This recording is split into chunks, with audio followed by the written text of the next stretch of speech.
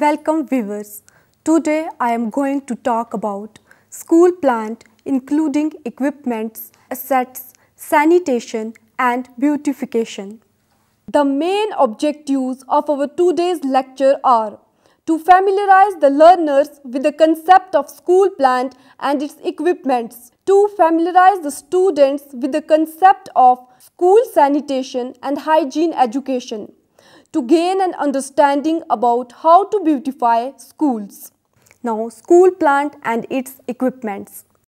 The school plant is the pillar and support of all teaching and learning activities. The school plant represents the aesthetic picture of the school. It also represents the empirical relevance of the whole environment for the realization of the school goals and objectives. The site, size, arrangement and other aspects of the classroom support facilities such as labs, toilets and other equipments can either be welcoming or repulsive to teachers and students alike. The term school plant carries a wide meaning. It includes the school building, playground, furniture, classroom, library, hostel, apparatus and equipment, school offices, school records, the surrounding where teaching and learning takes place. A well-planned school plant will gear up expected outcomes of education that will facilitate good social, political and economic emancipation, effective teaching and learning and academic performance of students. Therefore, it can be said that the school plant is an essential aspect of educational planning because unless schools are well suited, buildings adequately constructed and equipment adequately provided, much teaching and learning may not take place. Thus, a school plant consists of the basic system and structures which a viable school or an institution needs in order to function effectively and to fulfill the purpose for which it was established. The school plant includes building.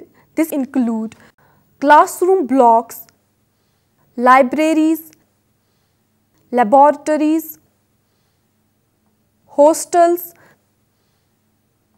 staff quarters, assembly halls, administrative office blocks, etc. Equipments. These include laboratory, workshop equipments, sporting kits, teaching aids, etc. Machinery. These include workshop machines, tools, secretarial machine, for example, computer and vehicles, etc. Furniture. It includes classroom, office, hostel, staff furniture, etc. Books. It includes textbooks, stationery, library books. Now, electrical infrastructure. It includes electrical fittings, fans, AC, overhead electrical conductor, lines, generator, etc. Water supply infrastructure, which includes deep well water, tanks, etc.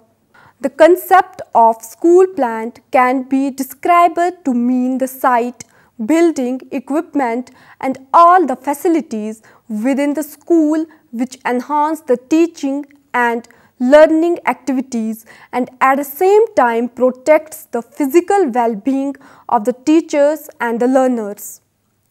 A school plant premises and facilities shall be safe and hygienic and shall be in compliance with the statutory provisions and rules and regulations of all local ordinances pertaining to fire, safety, health and sanitation. Classrooms shall have sufficient lighting, ventilation, temperature control to provide a comfortable learning environment for students. The equipment, supplies and instructional materials of the school shall be adequate in type, quality and amount for each course offered by the school. These shall also meet all requirements of the statutory provisions and rules and regulations of all local ordinances pertaining to fire, safety, health and sanitation. The school plant is used not only to provide conducive environment for both teaching and learning, but also to ensure a safe, secure, hygienic and comfortable shelter for students. The quality and adequacy of the physical plant and facilities of a learning institution determine to a large measure the successful implementation of its curricular programs. In a broad sense, physical plant and facilities include school site, campus, buildings and other physical infrastructure, equipment and complement institutional and program effectiveness. Now, site. The school should be located in a wholesome environment, safe from traffic and transportation hazards, sufficiently free from noise, dust, smoke and other undesirable elements. It should be provided with adequate facilities for drainage and sewage disposal. It should be adequate to meet the needs of the present school population and its future expansion. The school should be accessible to the present and anticipated school population by means of public transportation or school bus. It should have satisfactory road network. Now, buildings. The buildings should be functionally designed and constructed of strong and durable materials to withstand earthquakes, typhoons and fire. Their design should be pleasing to the eye and in conformity with the surroundings, and at the same time imbued with proper atmosphere and conducive to learning. They should be satisfactorily planned so as to meet the future expansion. There should be well-planned entrance and exit points to ensure safe and convenient mobility of the school population. Stairways and fire exits should be adequate and standard in size and number and conveniently located. There should be no obstruction in corridors that would impede the free flow of movement. Now, classrooms. The size and number of classrooms should be sufficient to accommodate the student population. Classrooms should be adequately equipped with the required furniture, blackboards, and should have a pleasant atmosphere. Lighting, ventilation, journal appearance, and acoustics should be satisfactory. Now, library, laboratories, computer labs, and staff rooms. Adequate provision should be made for well-equipped library, laboratories, computer labs, and faculty rooms. Athletic facilities and playground. Necessary facilities and equipment should be adequate and kept in good condition. Athletic facilities should be accessible to the students and may be sufficient in number and variety, depending on the requirements of the school population. There should be a well-maintained playground in every school. Now, medical clinic.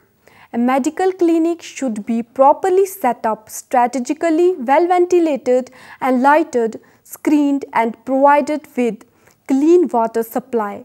It should be spacious enough to accommodate examination room, treatment room. It should be provided with basic equipment, medical supplies, beds, cabinets. Now, food services. Clean and sanitary food services unit or canteen must be set up and managed effectively. It should serve balanced yet affordable meals and snacks to the school community.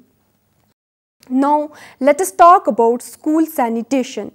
School sanitation is an essential component which includes provision of toilet infrastructure and hand washing facilities in schools and hygiene education. To promote behavioral change amongst children, schools are considered learning laboratories where habits of good sanitation, practices, personal health and hygiene by children can go a long way in inculcating these habits when they become adults. Besides presence of school toilets, safe drinking water, clean surroundings and basic information on hygiene improves the learning abilities of children, improves health and improves attendance, especially of the girl child, with far-reaching consequences on the health of the community. The combination of adequate facilities, correct behavioral practices and education is meant to have a positive impact on the health and hygiene conditions of the community as a whole, both now and in future. School sanitation and hygiene education, widely known as SSHE, is a comprehensive program to ensure child-friendly water supply, toilet and hand washing facilities in the schools and promote behavioral change by hygiene education. School sanitation and hygiene education, that is SSHE, not only ensures child right to have healthy and clean environment but also leads to an effective learning and enrollment of girls in particular and reduce diseases and worm infestation. SSHE was introduced in the Central Rural Sanitation Program in 1999, both in TSC, that is Total Sanitation Campaign, as well as in allocation-based component. Government of India has launched Central Rural Sanitation Program, that is CRSP, in the year 1986 with the objective of accelerating sanitation coverage in rural areas. CRSP was restructured in the year 1999, exhibiting a paradigm shift in the approach, and Total Sanitation Campaign was introduced. The School Sanitation and Hygiene Education Program, because of its potential to impact the health of children, promote generational change and serve as an entry point for improving sanitation and hygiene within the family, has been accorded top priority under Total Sanitation Campaign. The SSHE program gives special thrust by following the proven route of teacher, children, family, community, where child is a change agent playing an effective role on sustained basis to spread the message of improved sanitary and healthy practices. Now, SSHE components. School sanitation and hygiene education, therefore, refers to the combination of hardware and software components that are necessary to produce a healthy school environment and to develop or support safe hygiene behaviors.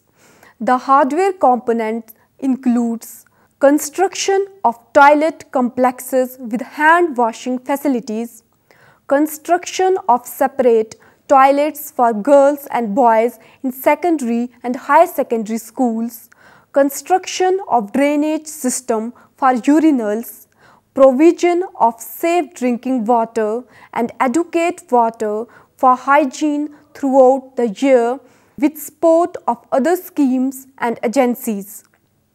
Construction of garbage pit, soakage pit, provision of other materials, for example, buckets, mugs, soap tray, brush, capacity drum for drinking water, etc.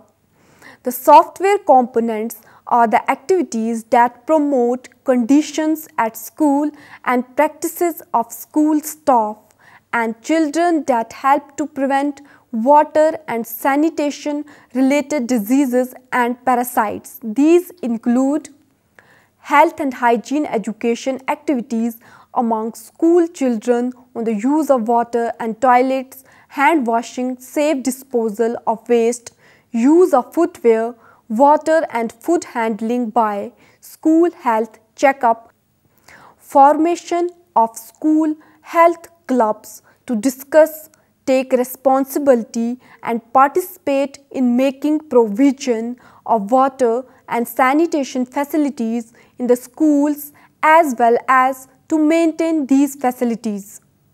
Sensitizing and training of engineers, Gram Panchayats, District Panchayats, Rural Development Department on school sanitation, hygiene education and managing it, and all other key district block level functionaries.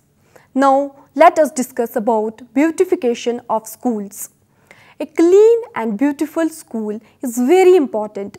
This is important to ensure that positive teaching and learning environment.